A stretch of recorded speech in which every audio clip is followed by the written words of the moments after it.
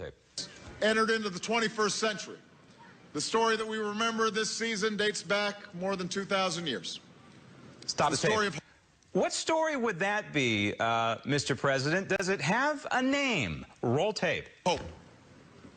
The birth of a singular child into the simplest of circumstances. A child who would grow up to live a life of humility and kindness. Stop the tape. And compassion. Does the child, Mr. President, have a name? Such intolerance. But God compels us to try.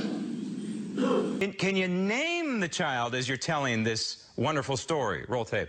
Be still and know that I am God, who traveled with a message of empathy and understanding, who taught us to care for the poor and the marginalized. Stop and the those tape.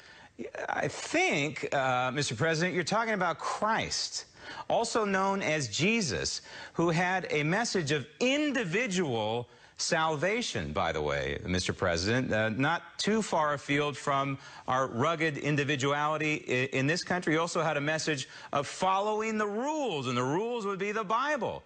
Not unlike the President following the rules, that would be the Constitution. Congratulations, Mr. President. You went through an entire speech talking about the birth of Christ without saying Christ or Jesus. So, why would a president who claims to be Christian go out of his way to avoid using the word Jesus? Why would he twist himself into a pretzel to avoid using the term Christmas tree? Muslim faith. For that matter, why would Obama legalize the illegals? Why would he defile the United States Constitution? The answer to all of the above is simple. Barack Obama hates our country, we the people, our Judeo-Christian history, our conservative traditions, and our proud European-based culture. So, Mr. President, Merry Christmas. Muslims, the murder of and Christians in terrorizing religious minorities like the Yazidis. In our home country, slavery in the name of religion carries out unspeakable acts of barbarism. You are thinking about running for president in 2016, and I want to talk to you about that in a moment, but it has brought attention back to some of your comments, as it does to any candidate potentially running for president. You said recently that you thought that there might not actually be elections in 2016 because of widespread anarchy. Do you really believe that?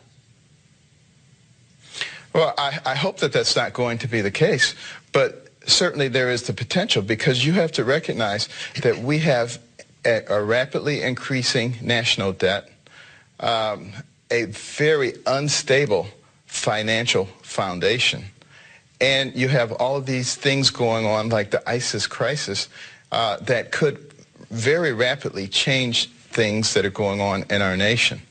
And unless we begin to deal with these things in a comprehensive way and in a logical way, there is no telling what could happen in just a matter of a couple of years. And particularly in a situation where we have a Senate and a Senate leader who has over 300 bills sitting on his desk, will not bring them to the floor for a vote, thereby thwarting the will of the people.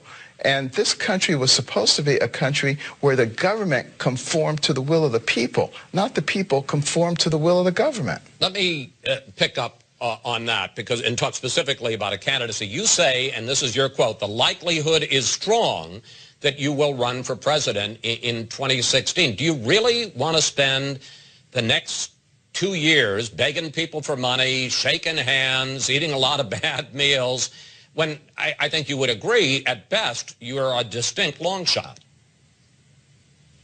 Well, let me put it this way.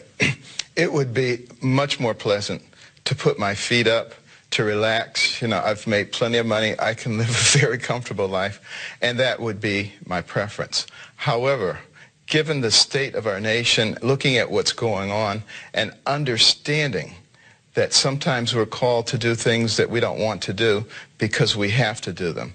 And we look at the future of our children, our grandchildren, all the people who come behind us. If we all run for the hills, if we all run for the most comfortable place and just allow whatever to happen, then we get what we deserve.